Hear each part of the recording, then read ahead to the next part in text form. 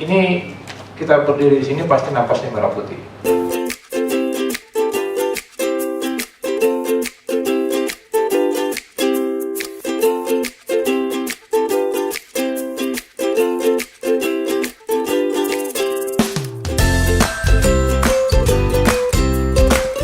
Tahun ini kami merencanakan untuk membuat big data.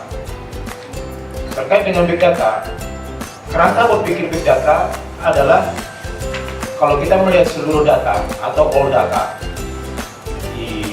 yang berada di Kota Makassar, keseluruhan data, di dalamnya itu ada data Makassar.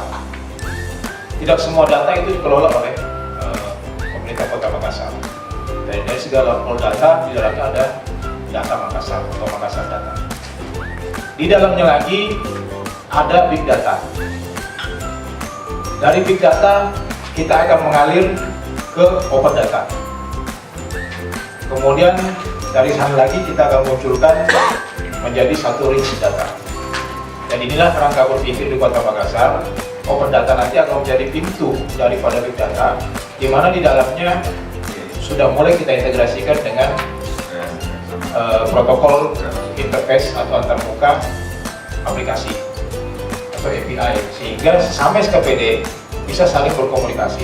Demikian pula sesama data akan terintegrasi, saling mengeluarkan satu perakiraan atau satu keputusan, sehingga harapan Bapak Wali Kota Makassar mengenai big data bisa menjadi awal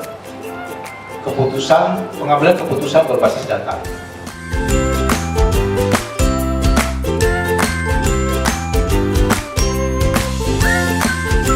Segala macam itu bisa kita lakukan prediksi berdasarkan keadaan yang ada. Dan ini tentu saja kita butuh data, Bapak Ibu. Kalau tidak ada data, bagaimana ini proses prediksi dilakukan, ya? Jadi ini tadi metode data mining, tadi ada data yang perlu kita integrasikan tadi, Bapak Ibu, kita kumpulkan. Kemudian juga ada data mining yang akan kita pakai untuk alat analisisnya, ya. Nanti juga mungkin ada pemodelan sehingga ada decision support system di sana.